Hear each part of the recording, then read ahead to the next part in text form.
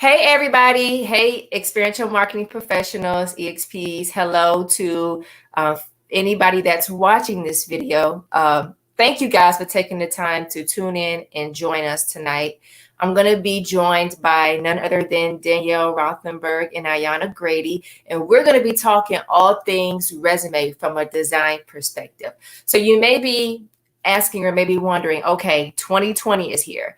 How can I make sure that I am secure in the bag with opportunities that I want, that I'm able to sell my experiences, sell myself as a brand, and create a resume which speaks to who I am as an individual, whether that be a digital resume, whether that be a resume that you're going to be submitting on any of the job boards, through any headhunters, through any employers. Having a resume which speaks to who you are is important.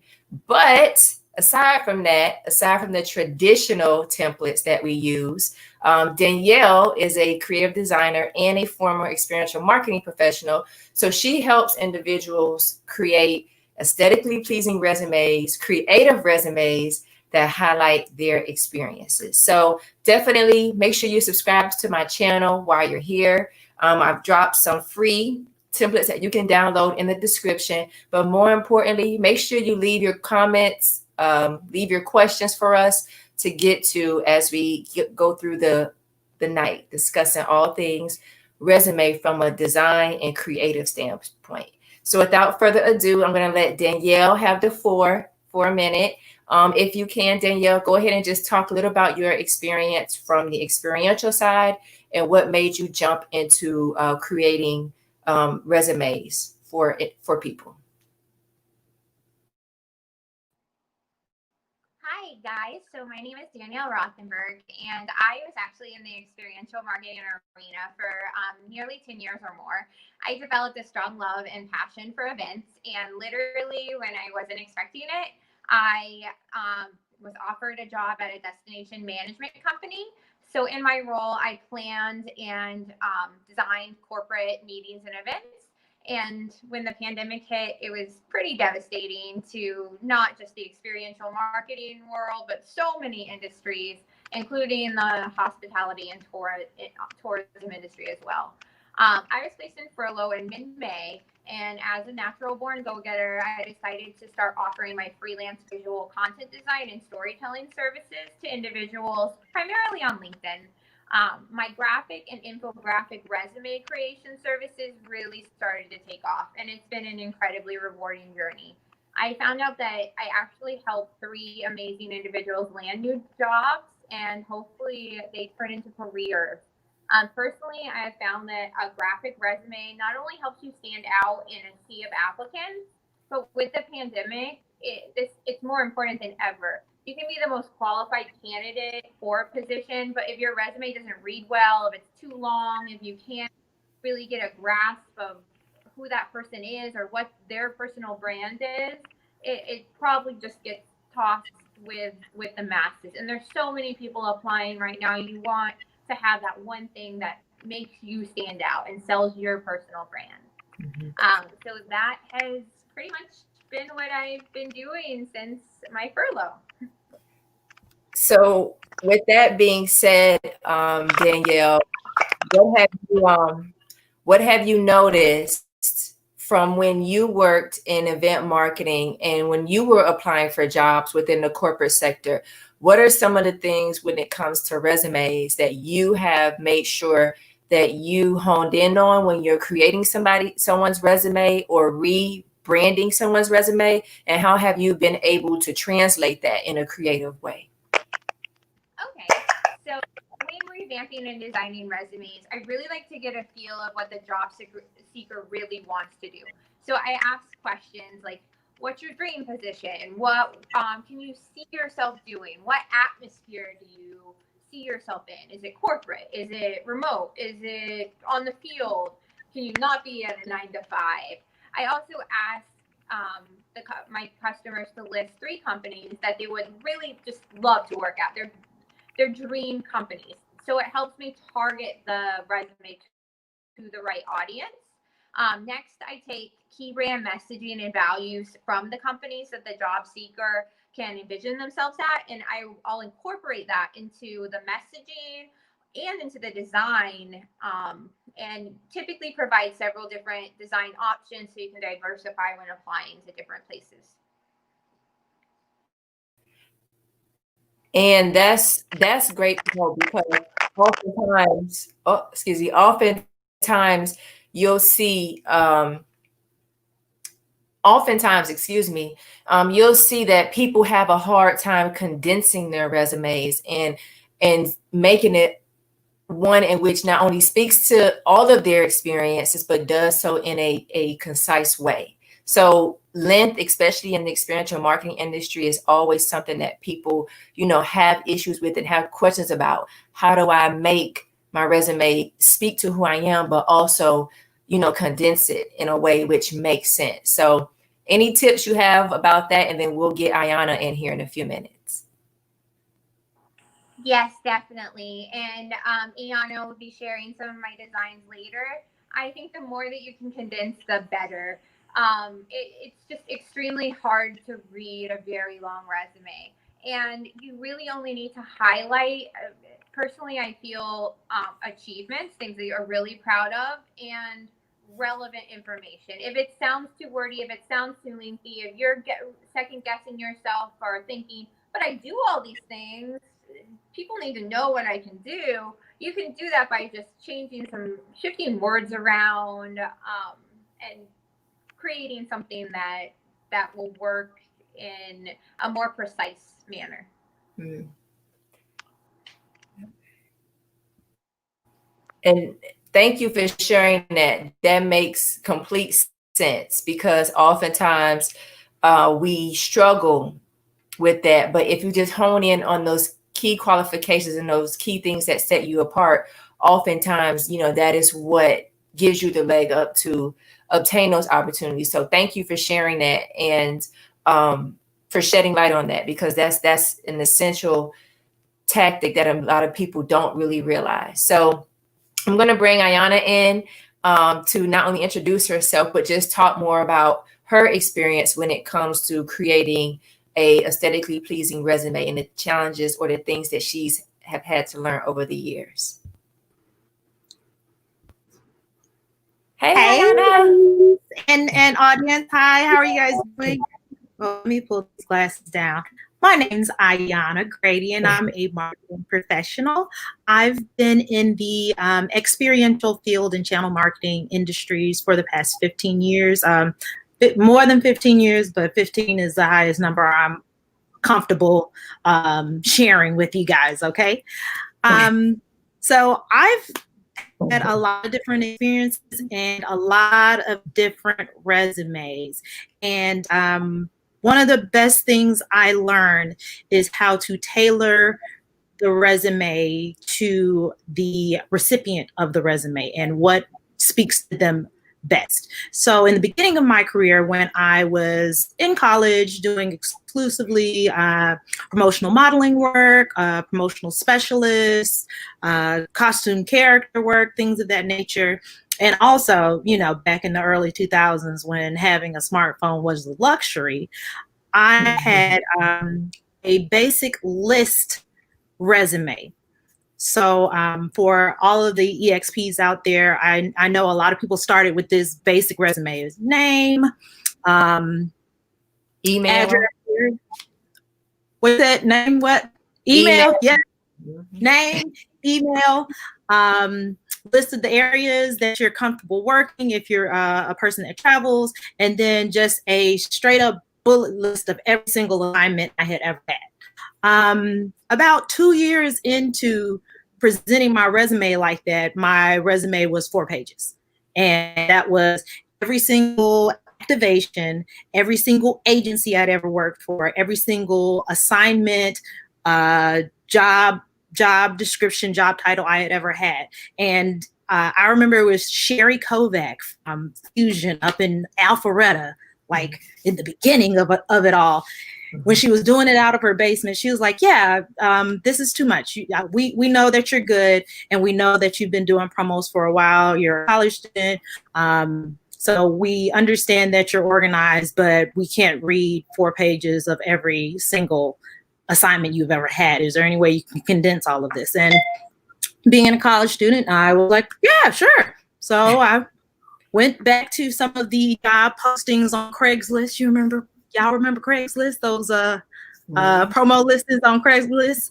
I went back to some of those listings and copied what they were asking for and condensed my resume that way, and just grouped everything that was promotional specialist, and grouped things by product category, and grouped things by function.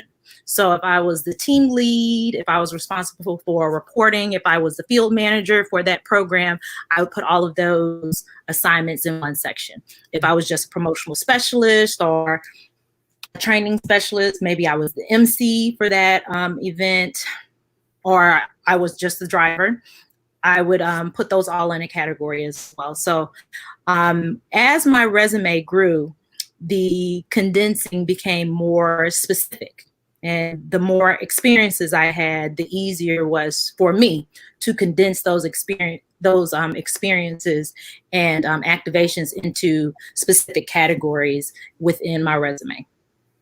So this is a question that I have for both of you, and maybe Danielle can start. Why do you feel that a traditional template resume and Word does not get the job done? Like, what have you seen from an advantage standpoint to having a more creative resume, whether it's graphics, whether it be colors? Because in experiential marketing, let's be honest, this type of resume will work. But how, I guess that's my second question. So go ahead and answer that. Then I got another question to lead up to that. So why do you feel like the traditional template is no longer suffices? So Danielle, I'll let you tackle that first, and we'll go back to Ayanna. About that.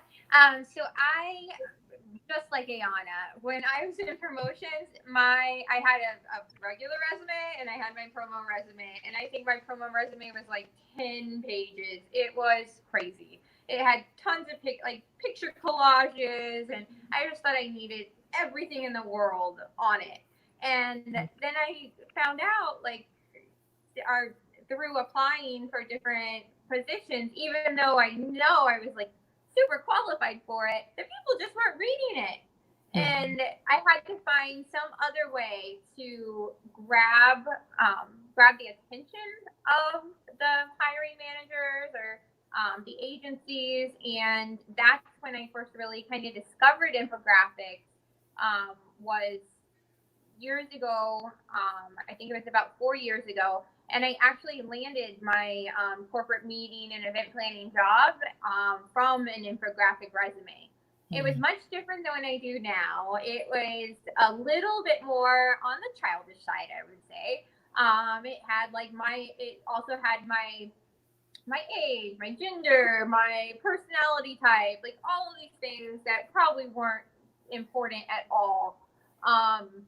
But it got me the job, and I was told that creativity was really all that was needed for that position, and that my resume kind of just won it for them. Okay. Ayanna, what are your thoughts on that?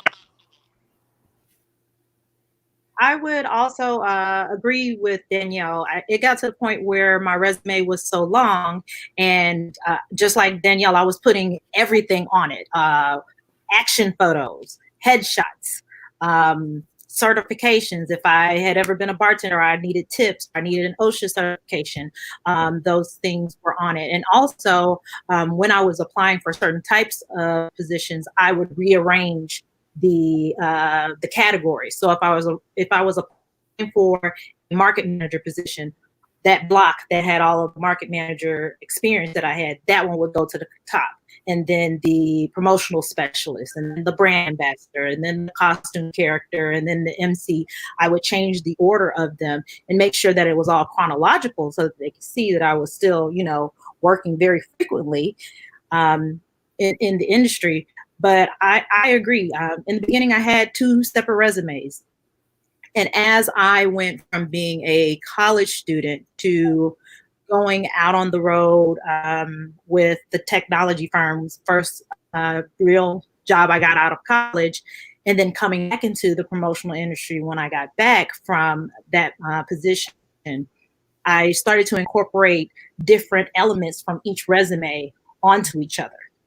So I've had a lot of experience as a promotional manager. I've worked inside the agency, and I've also been the client that hires the agency to execute a plan that I created.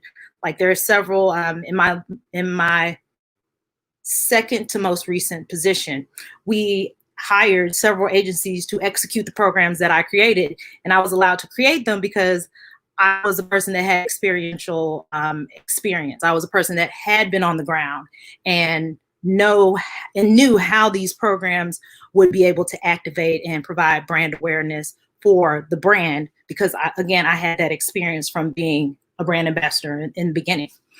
So for seeing the resume change and enhance with all of those different positions is one of the reasons why I believe that putting all of these different things on your resume is super important, but you need to make sure that you're presenting them in the best way possible for the intended audience.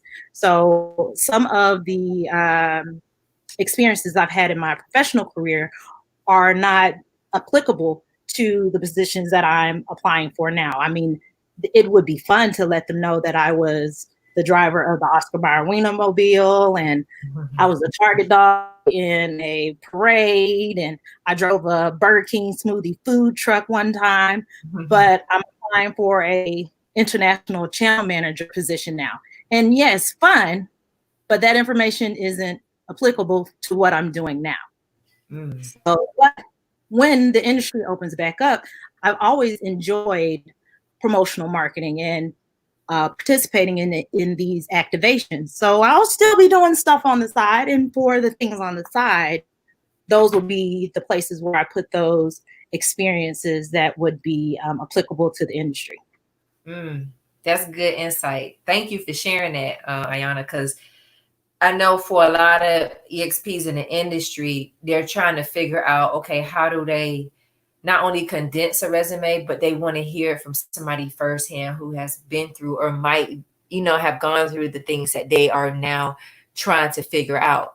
So with you transitioning, and both of you actually transitioning from being in the field, executing events, to now working on corporate side or working in corporate America, how do you create a creative and aesthetically pleasing resume without overdoing it on the creative side, without having all the colors or maybe some of the icons? How do you tone it down for a corporate job versus an experiential, or maybe if you work in entertainment, or maybe if you're an artist, more of a creative person, and you might be able to get away with having a resume that has all of those creative elements. So how do you tone it down on a corporate side, but still have the creative and the design elements included? So Danielle, you want to tackle that first? No problem. So I think it's really just still making it into a beautiful visual display, but highlighting the skills that you acquire as a brand ambassador and as a tour manager, a promotional manager. There's so many amazing marketing and sales skills that translate so well into corporate. So many of us could be channel managers, channel marketing managers, event designers. There's so many different positions that would translate so well from the role of the experiential marketer into a role of marketing or in the corporate sector. So I think it really is just honing in on the valuable skills that are important to the corporate marketing sector and presenting that as more of your description versus what you actually did on the job. So what would you say are some colors or some design themes that you definitely should shy away from? I think it really depends on the person. I've created nearly 30 to 35 resumes, and since I started in May 15th, and everyone has been different. I think you can really definitely go colorful, but and I think Ayanna is going to share a few of my designs later. But there's also people that are more in the corporate sector. I've even had C-suite executives, and they're like, I can't really have that much color. I'm worried about it sending the wrong message or being too over the top. So there's definitely ways to tone it down, but to still make an impact with just simple visual concepts. Okay, thank you. That's good advice. Ayanna, let me get you to jump in really quick on this.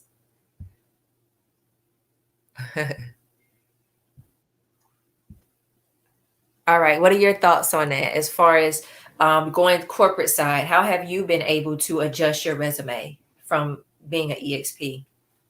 Well, definitely. One of the things that I found really useful in adapting my resume on the corporate side is to include color and use color as a highlight. Of course, use a lighter color for your background and then a darker color for your text so that it is high definition. You have a high contrast to make sure that it's still readable.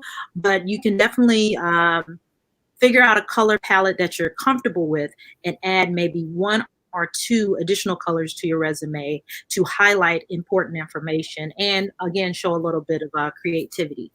There is a lot of research out there on the World Wide Web, on Beyonce's internet, that will give you some background to the emotions behind color and how human eyes and brains process different emotions regarding to color. I'm just going to go over a couple of them with you guys right now. Most of us, especially being in the promotions industry and marketing in general, know that red and yellow are very popular colors for food brands because it makes us hungry. Mm-hmm. And if you didn't know that, I'm happy I could teach you something today. If you think about all of your favorite fast food brands, they either have one or a combination of both of those colors in their logos. The most famous one would, of course, be McDonald's. Mm-hmm. But even if you're thinking about maybe even a regional brand, and one of my favorites from back in the day was Mrs. Winters, is also red and yellow, and a couple of other contrasting colors. Burger King has red and yellow. They also add the blue. In-N-Out on the West Coast has red and yellow. Whataburger has orange, which is a combination of red and yellow. So things like that. And once you get deeper into color theory, you'll understand why some of these brands choose these colors. So I'm just going to go over a quick little color emotion chart I have here to give you some insight on that. So yellow most commonly signifies optimism, clarity, and warmth.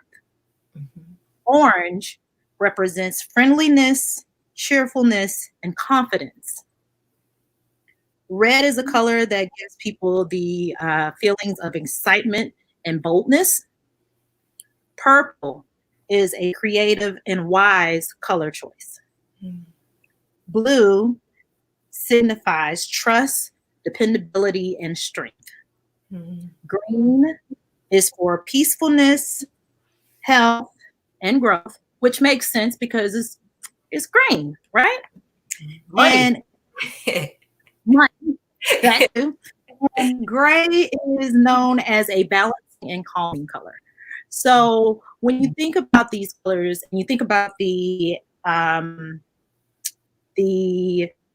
effect, emotions and effect that they have on the human brain, that can be where you can start choosing what family of colors you want to work within. So a lot of times I see people using blues and grays, of course, But sometimes I also see orange, and I think orange is really good for our industry, especially because it goes back to friendliness and confidence. And what does any EXP already have? For the most part, we're all naturally friendly and confident people. Now, that does not mean go put orange all over your resume, baby, because it's going to be hard to read. Yes. But it would be good. It would be a very interesting choice to add as maybe a highlight color, the color of the frame around your photo on your resume, the line that you add underneath the headings on your resume, things of that nature.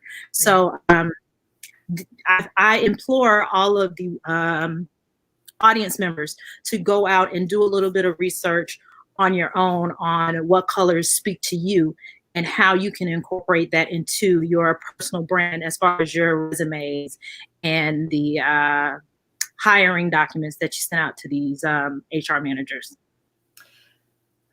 You dropped some gems, Ayanna. That was good. Thank you. Thank you. So what would you say to, and I'm going to ask you first and then we'll bring Danielle in. What would you say to the individual? Maybe they're fresh out of college. Maybe they're going through 2020 right now and they were furloughed or they lost their job and they're trying to figure out how to create a resume based on the skills that they have or they don't really have, you know, if they just came out of college and they were hoping to get a job and that fell through. So things like customer service, maybe they worked in retail or maybe, you know, they don't have a lot of experience, but they want to go after that opportunity because they may have a degree or they may have, you know, some experience. How would you say that they should convey that in their resume? Well, the first thing I would tell, especially a graduate of this year, would say, hey, guess what? I graduated in 2005, and I don't want to say the same thing happened to us, but we graduated, and then 3 years later, the economy was gone for the first time in our adult lives for people who are in that age bracket. For the first time in our adult lives, 2008 was the first time I had ever heard of recession, economy slowing down, because it had been, you know, booming since I was a child. So the first thing I would tell someone is to not be discouraged. And I know that's going to sound weird coming from someone like me, but please don't be discouraged. It will work itself out.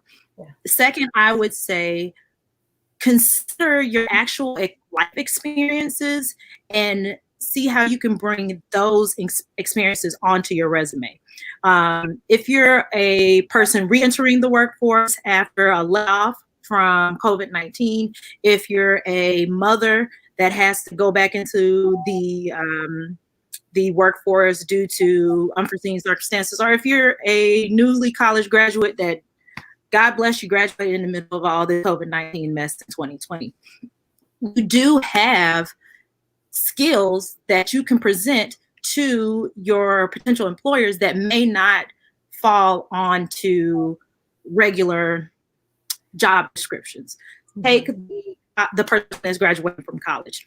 They may have been doing internships, or if they were like me, they weren't. They were working, you know, a regular job and going to college full time. If you have that job experience, go find the best version of that job description and put that on your resume.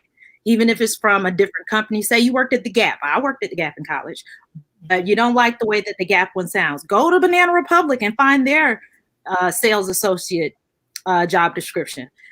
Essentially, they're the same duties. They may be worded differently. And if you like the one from the Gap better than the one from Banana Republic, they're all the same family of brands. Put it on there, edit it, and make sure it's real. Like, don't lie on your resume. That always comes back to bite you. Don't do that. But if you were the person that just had a research assistant position, you did work study on campus, all of those office skills that you learned on campus are applicable in your job search. Say you didn't even do that. The only thing you did was you were the sorority treasurer and who are the folks that are in the dorm? You know, the RA. Say you were RA and you were the president of the sorority. Those are leadership skills. organization skills, customer service, because baby, anybody that deals with other people that they live with has plenty of customer service, time management, organization skills. And you can find someone to help you reword those skills and put them on your resume. Think about all of the things that you do outside of your life that aren't necessarily jobs. Do you have volunteer experience? Do you help out at your place of worship, at your temple, at your church, at your synagogue? Are you doing anything to help in the community? Are you friends with anyone? Have you donated? Even things like donations, and that can be worded as support. You have supported XYZ nonprofit organization for 15 years. That's a commitment.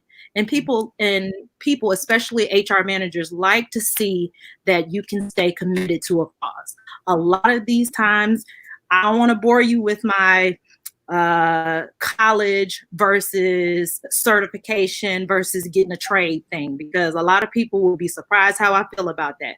But a lot of times people just want to make sure that you can get something done.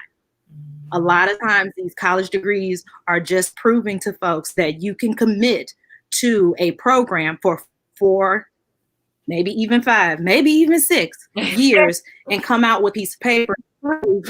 Look, at the end of the day, as long as you get the paper, to be honest, that's all that matters. Yeah.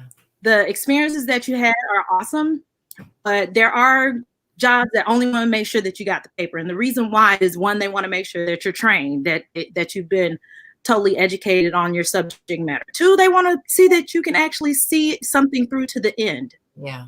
And if you can, then maybe you'll stick with us for 2 to 5 years and make a difference on our bottom line. That's good stuff. Thank you, Ayanna. Let's bring Danielle in here. So what do you have to add to that? Echo off of what Ayanna said. I think that being a student just out of college or even high school, it does not matter. You still have so many valuable skills. And during this time, I would suggest to any recent grad to just be taking as many courses. You can do webinars and courses for free. If you sign up for LinkedIn Premium for a month, you could take a course, 30 minutes of coursework a day, and get a ton of certifications that show real life skills. I think you can definitely translate what you learn in college or high school or throughout your life into working skills. And it's just the way that you present it. You have to present it where you're passionate, you have the drive, you're a quick learner, and you're ambitious to want to succeed. And in my own personal resume, for example, I rated, I have my skills listed, and I rated myself a 1 on a skill because right now I know absolutely nothing about it. And that was artificial intelligence and business intelligence. It's something I plan to learn after I finish my degree in growth marketing.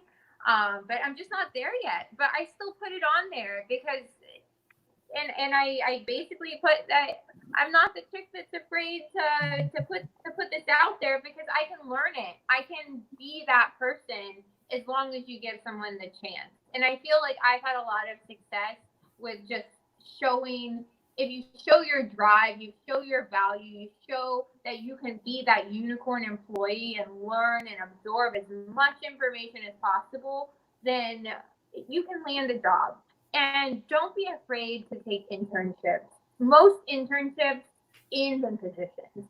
If you have the passion, which I'm sure everyone on here does, or you wouldn't be listening to this right now, then don't be afraid to take internships at all. If 6 months of your time is nothing to get started into your career. So then what would you say?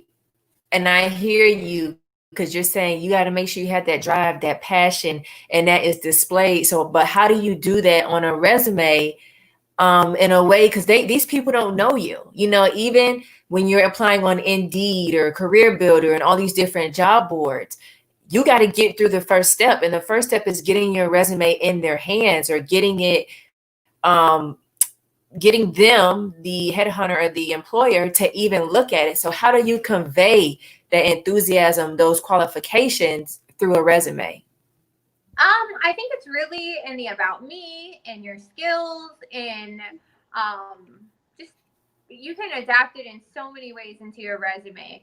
I mean, in my resume and my about me, it's so untraditional. It talks to that I work harder than hard, that I get shit done, quite frankly, excuse my language, but that like I put that in my resume, and it shows that I'm not scared to put that out there, that if you give me the chance, I will make sure that I give 110% to whatever I take on. And if you put that out there and it's true, then then they'll give you a chance. It's just how you have to build yourself up. Thank you. Ayanna, what are your thoughts on that? My thoughts are that the resume is where you can absolutely toot your own horn, as long as your horn is tootable. Again, don't lie on your resume. Like, I want to reiterate that. Do not lie on your resume. It always backfires. Like, I promise you, it will backfire. So don't lie. But you can be honest about the fact that you're awesome. Like, I would never suggest someone take something off of their resume or downplay something about their resume. Now, you can take it off maybe because it's not related to what you're applying for, but I would never tell someone to take something off of their resume unless it's, for space concerns. So if you won some contests, some relevant contests within the industry, put that on there. And another thing is, when you're putting things on there, you got to make sure that it's in perspective for the reader. So say you won a entrepreneurial contest, like you won a grant for $1,000 for your business plan. You can add that on there. However, it would be more impactful if you say $1,000 grant from Grace Porter, out of 85 applicants, use that $1,000 grant to create brand awareness activities surrounding XYZ brand, something like that. Always make sure that you're choosing actionable words to describe yourself on your resume. Two places, if you're having problems coming up with actionable words, because a lot of us are told not to brag and humility is key and things like that. And that's great in your personal life, but this is your professional life and we're trying to get you hired. So if you need help finding words for your resume, there are several great word generators out there. And what the word generator will do is, if you take maybe a couple of sentences from the job posting and place them into the word generator, it will sort the words that you pasted into, they will put them into the cloud, and it will pull the associated words out of the cloud so that you can put them on your resume. So say you're applying for a brand ambassador position with a software company. Of course, for those positions, they want someone tech savvy, driven, articulate, all of these sorts of things. But you wouldn't necessarily see that in the job posting. You wouldn't necessarily arbitrarily assume that that's exactly what they're looking for. But after you put a little bit of thought into it, you see that those are skills that, one, you have, and two, you can highlight on your resume. So if you presented or trained 10,000 people in your career, if you've managed teams up to 100 national field marketers, you need to put those numbers and those words into sections of your resume to give the reader scope of your particular set of skills. Does that make sense? Yes, it does. So for me, I always say, whatever you're good at, that needs to be the thing that I remember from reading your resume. If you're great at managing crowds, you've emceed for 15 national tours, I need to see that on your resume. If you have driven to all 48 continuous states, Mm-hmm. if you've driven in every single state, I need to see that on your resume if you're applying for a driver position. If you've never had any DOT situations or something like that, that needs to be on your resume. I don't know how important that is specifically for drivers. I've just been managing. I don't ever drive. Mm-hmm. But things like that you know that are skills or attributes that you have that would do well in the hiring process, you need to make sure that those things are highlighted on your resume. Okay. It may not always be education. It might be actual skills. Do you know how to use a Mac? If you do, that might might be the deciding factor that you are Mac friendly. Mm-hmm. You're right. You're right. So So what have you found when you are applying for jobs like on Indeed or Career Builder with using a creative resume versus a traditional formatted resume in a template? Have you seen a different response with regards to having someone reach out to you? absolutely. I will say that the resume that Danielle and I worked on gets a lot of interesting feedback. And the fact that it's getting feedback at all is interesting because a lot of times people are like, wow, this was a great read. This is the most interesting resume I've seen come across my desk. And I'm like, great, honey. Does that mean that I'm hired? But it may not mean that you're hired, but it may mean that someone actually read your resume. So right now, you know, 15 years ago, almost 20 years ago, when I started in promos, there definitely was a real life person reading your resume. Matter of fact, that real life person might be applying or might be working right beside you on the program that you're applying to, because even though that they're in-house and they're hiring the reps, they're probably out there working too. Or if someone flaked, then they would send, someone from the office out there to fill in. So back in the day, I knew someone was reading my resume. Now, you're applying for promos with an app. And is someone reading that? Do they have the ATS built into the app? Some agencies do. Some agencies do have a program built into their application receiver or their mobile application that will sort your resume before a hiring staffing coordinator ever lays eyes on it. Does that mean that you're getting kicked out and not being considered? No, but you are being sorted. And a lot of times what they're sorting you on are keywords that are inside of the text descriptions on your resume. So that goes back to making sure that you have the right wording on your resume. And you can do that with WordCloud and just a little bit of research. Danielle is really good at having the appropriate content on your resume for the types of jobs that you're applying to. And you'd be surprised that some of these job descriptions, when you really look at what they're asking you to do, like what you're supposed to really do at work, there could have been a way simpler way to say that. But they don't want to say it simple. They want to make it complicated so that they can get someone that can, one, read in between the lines, and two, actually do the complicated, simple thing that they're hiring you for. All right. Go ahead if you can. I'm going to jump back to Danielle. I got a couple questions for her, but get that resume pulled up so we can take a look at that. All right. Danielle, I wanted to ask you, based on what you've heard Ayanna just say, what are your thoughts with regards to design? What are your thoughts with regards to design and seeing a difference or a correlation when it comes to Indeed or people coming to you who usually upload or apply for jobs on different career websites? I actually kind of tested this out. I have not done it on Indeed, but I did do it on LinkedIn. I applied when I first started doing this, and I created my own new infographic resume.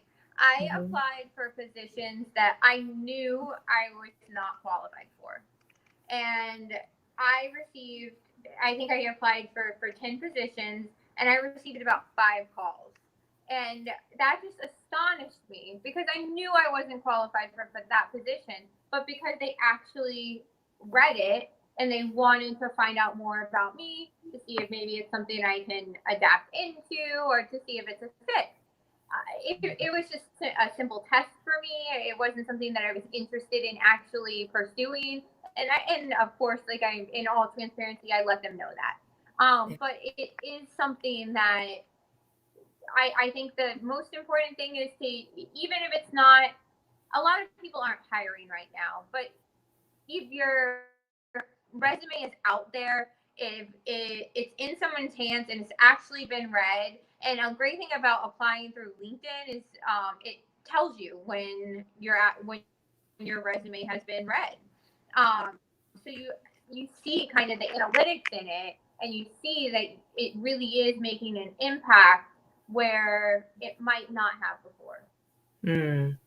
So with that being said, what would you say then to the person, like Ayanna said, the person who feels like they have all this experience or they have a design resume, but they are looking for ways to make it stand out amongst the masses? Because Ayanna talked about using different colors, using um, different formats, but still being creative in a sense.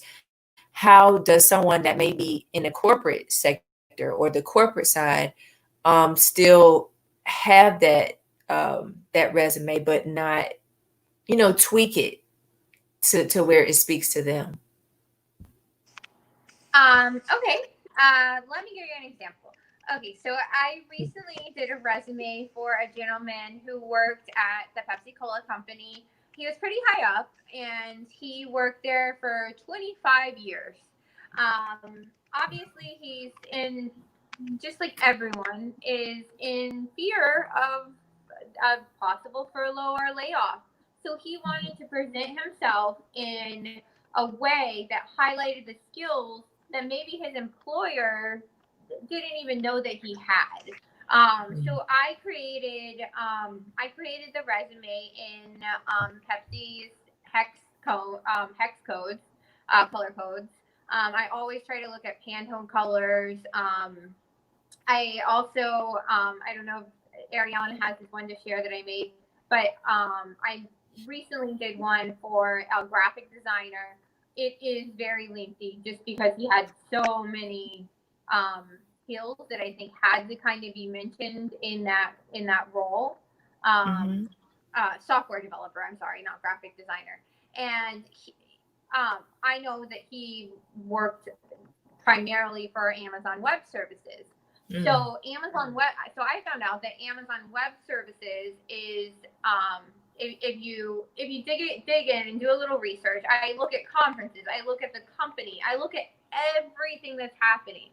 So before I made that move to switch to, like, when you think of Amazon Web Services, you think of the orange, you think of the check mark, you think of you typically don't think of what they are reinventing later this year at an annual conference. It actually is called the Reinvent Conference, and they had a Reimagine conference last year.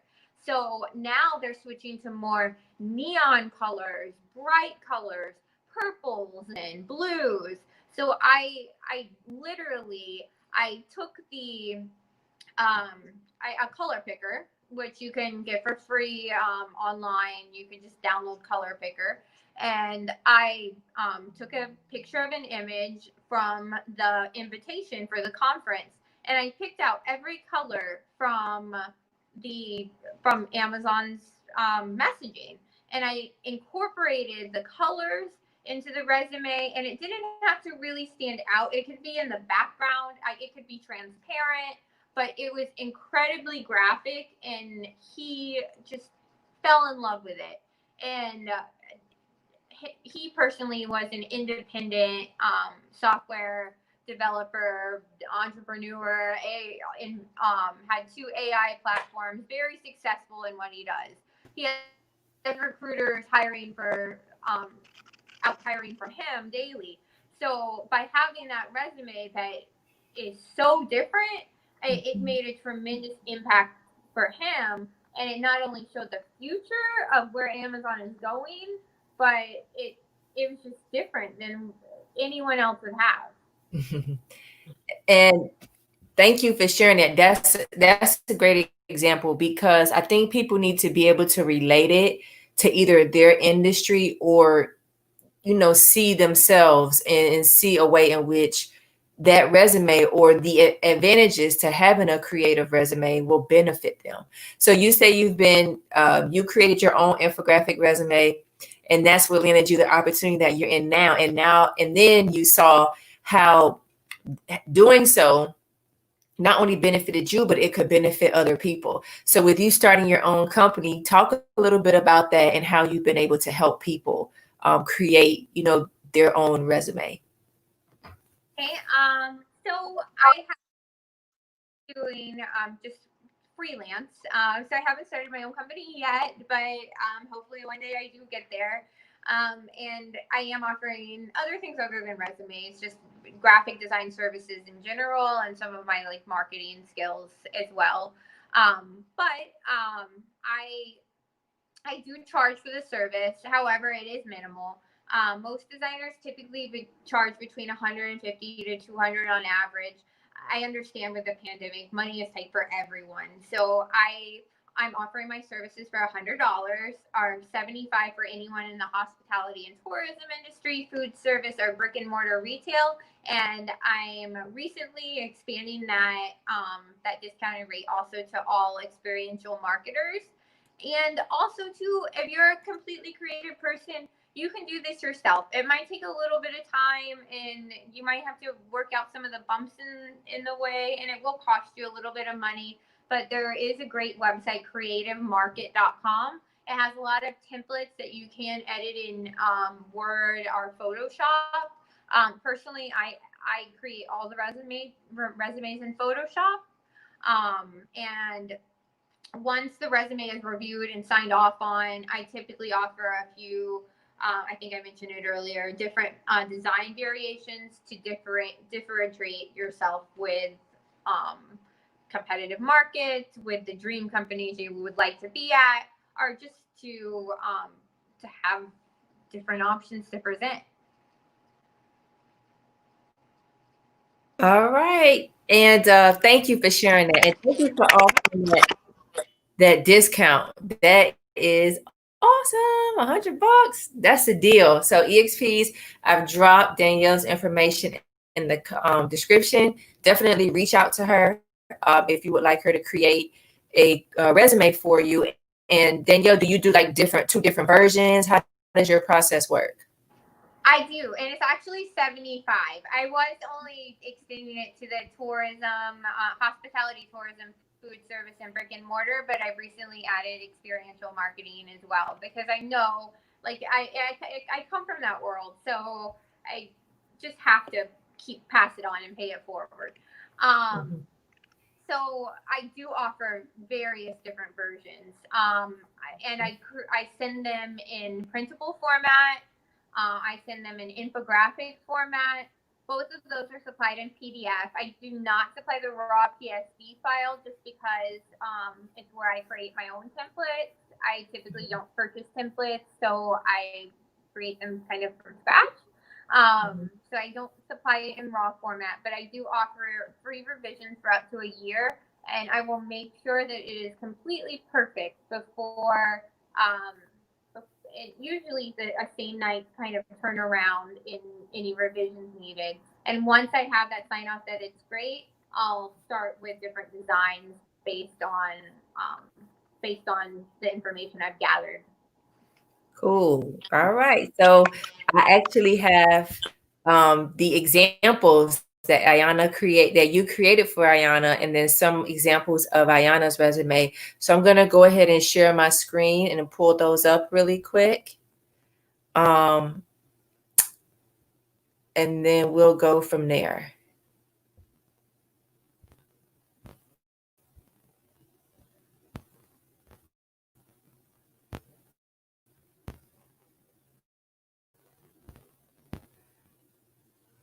All right, so let's go ahead and start with this one.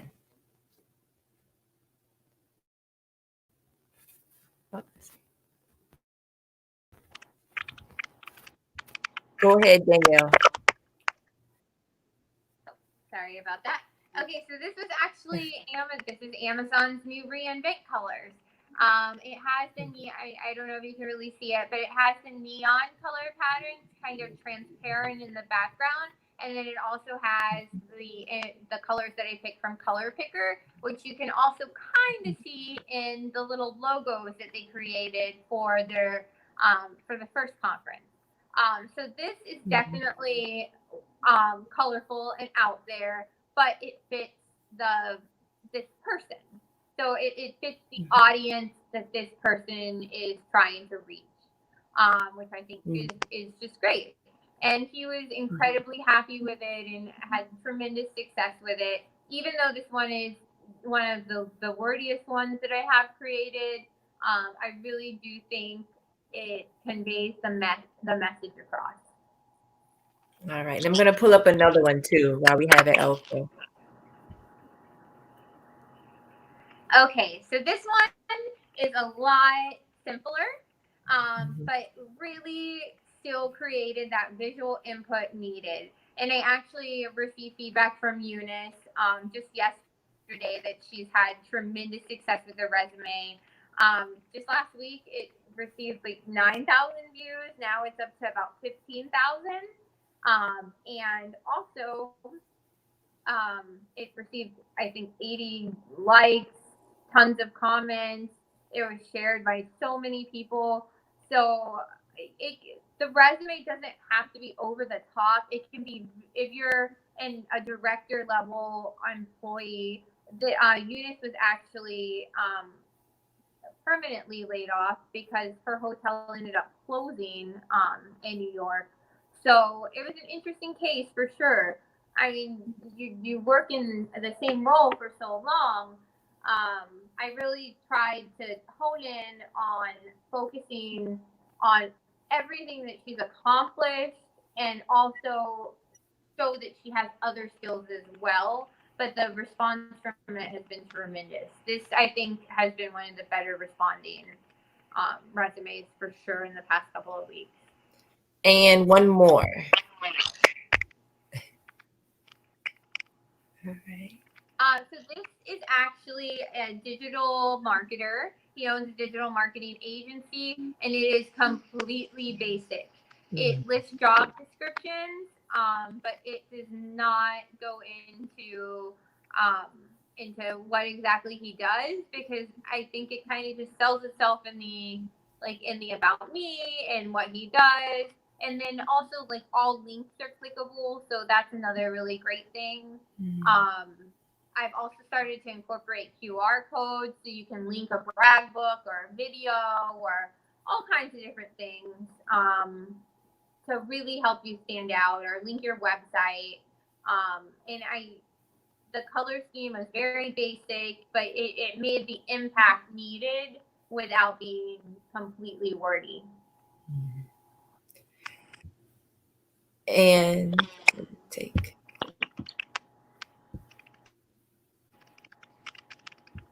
But more importantly, I think with all three of those resumes, people got an opportunity to see three different types of resumes and three different dynamics and ways in which you can go from simple to very wordy to something like Eunice is right in the middle with the combination of everything. So they were awesome, and you did a great job, Danielle, with putting those together, and it captured like every one that I looked at. Even though I may not have known those people personally, you still got a glimpse of their personality just by the way you were able to design it. Awesome, thank you. So we're gonna wrap up in a few minutes, and I want to bring Ayanna back on really quick because I want to share her actual resume that she sent from back in the day, so you guys get an idea of that, and then also just talk about how she was able to evolve over time with her resume. So, Ayanna. Here she is. I was on the other screen getting my resume queued up. So I found a resume from 2006. I think it's from 2006. It's so old. All right. All right. Let me pull it up and I'll let you talk.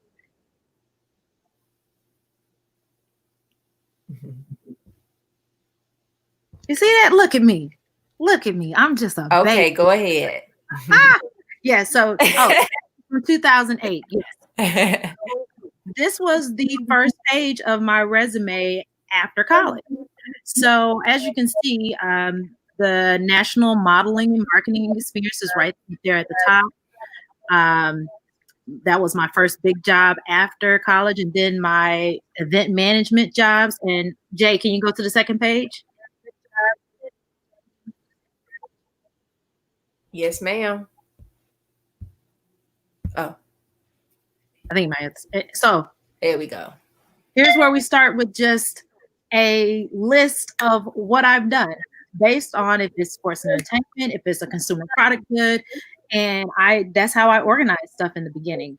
And it worked for 2008 when, it was really special if you had like a smartphone. I mean, it was the beginning of what was the technological revolution as far as wireless communications was concerned. I mean, most of us 10 years ago, 13 years ago, didn't have the type of brain power in our phones that we have now. I mean, just think about Instagram. I mean, if someone would have told me in college that something like Instagram was going to make a difference in getting a job, I'd been like, oh, okay. I mean, I kind of see that, but I would have never thought it was as important as it is now.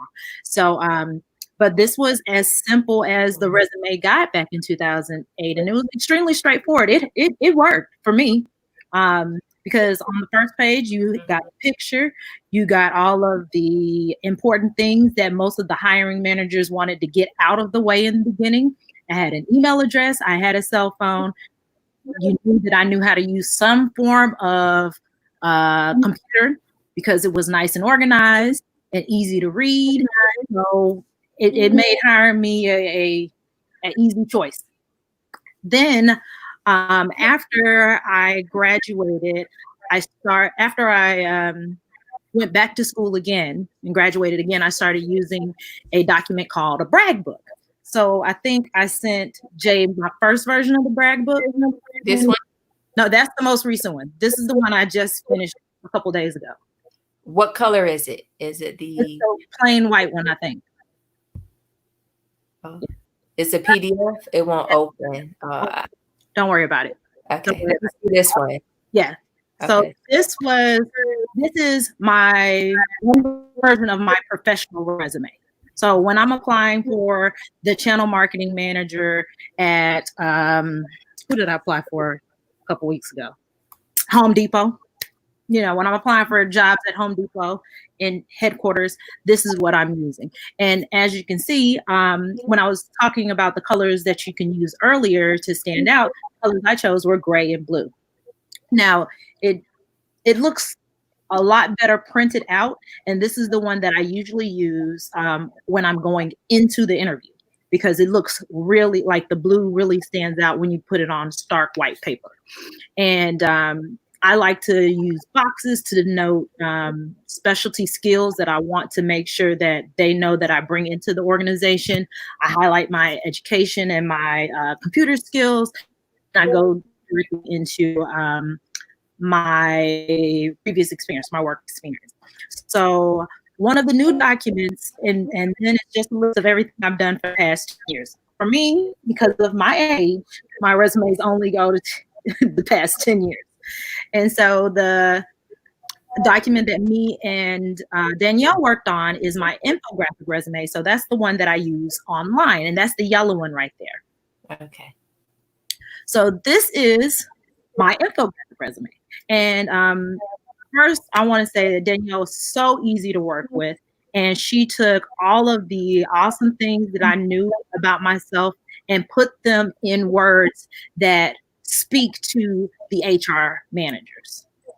So knowing that I have all of this experience and it may not have been worded appropriately, that's one of the ways that using someone like hiring someone like Danielle can help.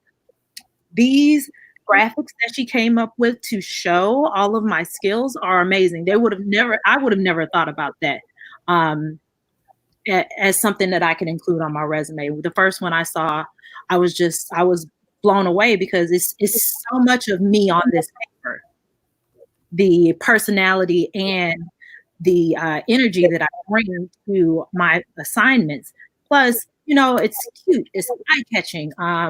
I don't think anybody else is going to have a resume like that. And if that means something to you, which most of the time it does, as someone who's in the experiential industry, I do think that these types of resumes work best on the digital platform.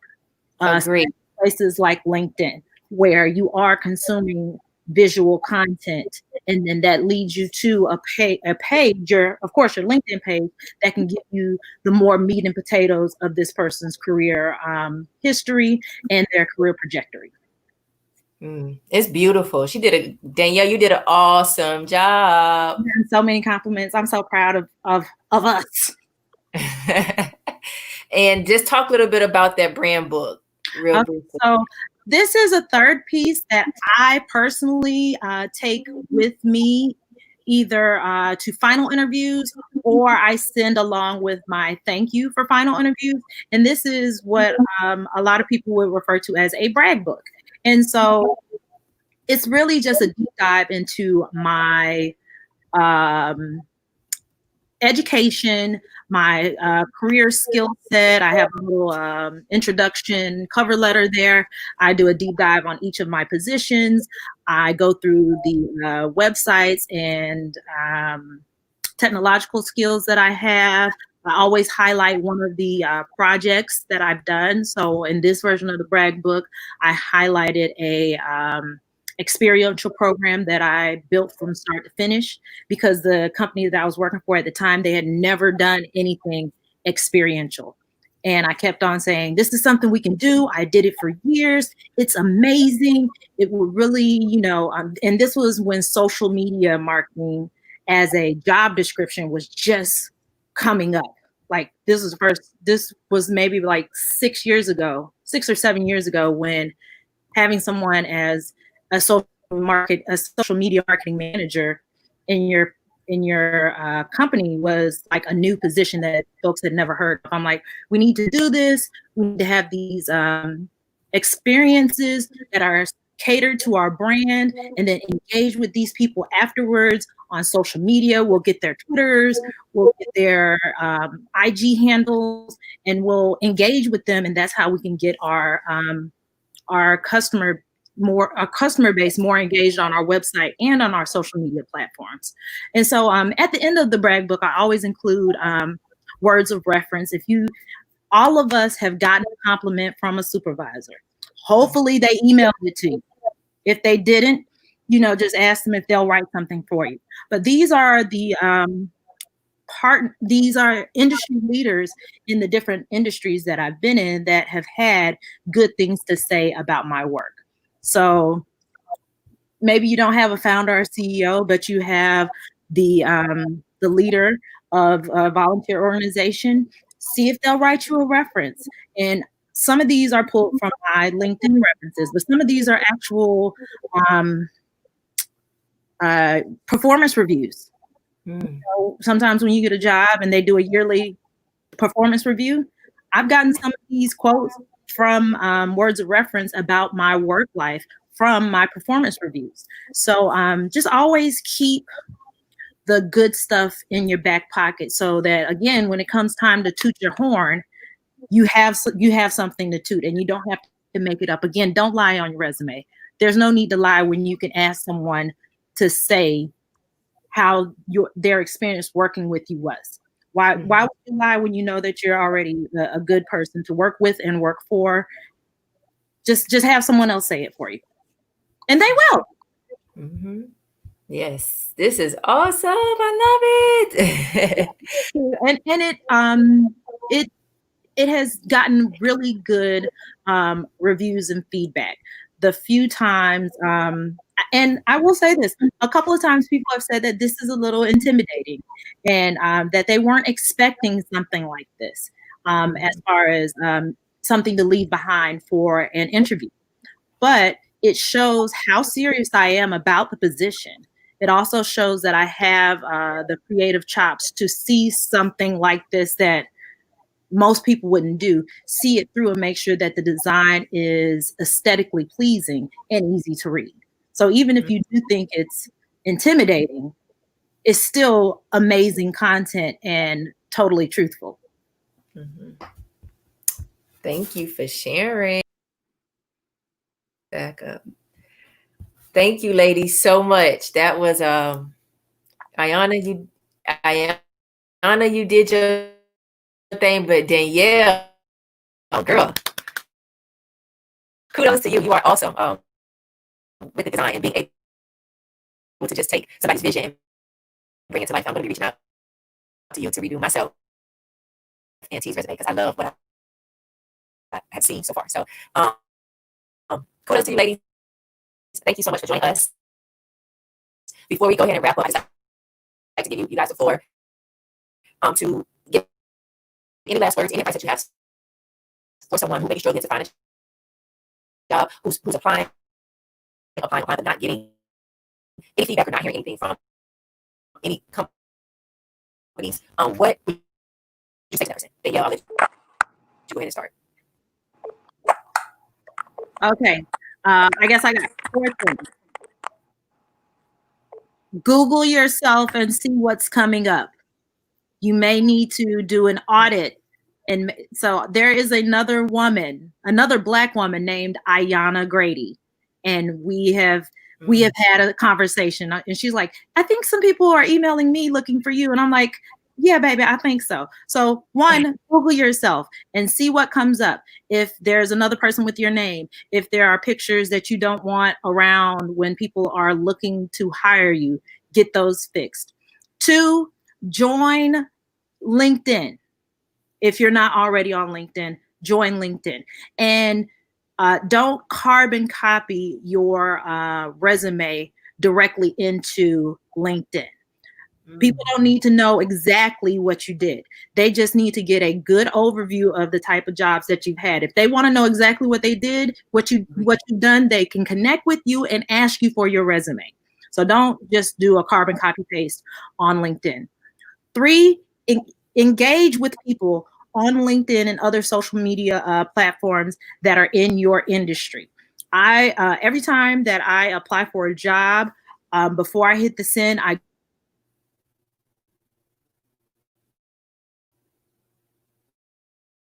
did my internet go down? Oh, no, we good? Hey, there you go. You said, right. Yeah, you say whenever you apply for something, before you hit send, what do you do? Before you hit send, go on LinkedIn. First, see if you have any connections that work there. If you do, give them a heads up that you're applying. If you don't, see if you got any second or third connections, third level connections that are there, and request them. See if they will accept your connection. And if they do, just engage with them. Say, hi, my name's this. I'm applying for that. And I want to know about your experience working at ABC company. And then the last thing I would say is section off your day when it comes to job searching. If you spend 8 hours, 10 hours, 16 hours in front of this computer looking for jobs, you will burn your brain. Don't do that. That's not the best. That's not the healthiest way to go about this job searching process.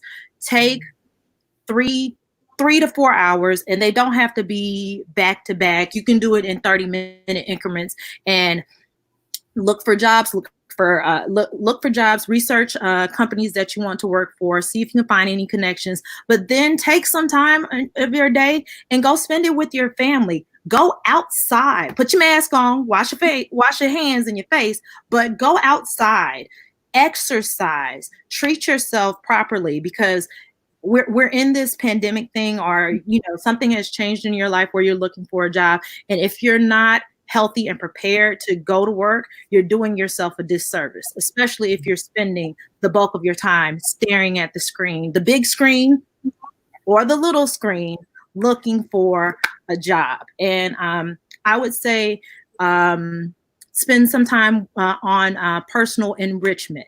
If there is some aspect of your job that you really enjoy, say it's for me, I love the whole talking to people aspect of promotional marketing. So if that's one of the things that you like, I would say join an organization like Toastmasters to strengthen those skills while we have time.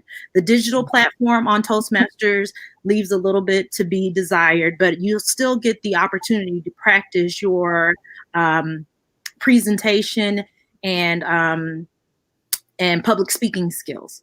So those would be the tips that I would give anybody right now looking for a job. And, you know, just build some enjoyment into your day. It's stressful enough looking for a job. Please smile every day. Thank you, Ayanna. Danielle, I want you to go ahead and hop in and drop your gems to everybody before we wrap up. So I just second Ayanna completely. I think LinkedIn is key right now. I am seeing more people land jobs on LinkedIn than I feel any other platform, just because it gives you the opportunity to connect. Like on Indeed, you don't have the opportunity to connect to people in real life. You don't have the opportunity to find connections you have in common. And don't be afraid to ask other people to recommend you to someone at an organization. I've done it over 100 times, and I will do it happily for anyone. My network since I've started my graphic design has increased from about 23,000 to 26,000 followers and connections. So if you need help, if you found a job you love and you want an introduction to someone, reach out to me. I'll help you I'll make it for you. And don't be afraid to reach out to people you don't know either, and target yourself. Target who you want to be around.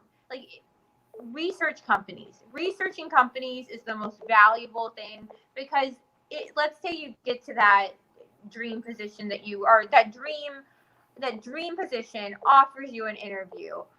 You're going to be nervous. You're going to be scared. You're going to be like, oh my gosh, how did I get this? Am I good enough for this? You definitely are. But you have to do your research into the company. You have to align with their core values, and you have to be able to have the passion, have representation of what you will be selling or doing or anything that you're providing. You just have to know and stand in line with the organizations that you're searching for. All right. Well, on that note, we are going to wrap up this edition of today's master classes. I want to thank both of you ladies for tuning in. I'm going to bring it in a minute to say bye to everybody really quick.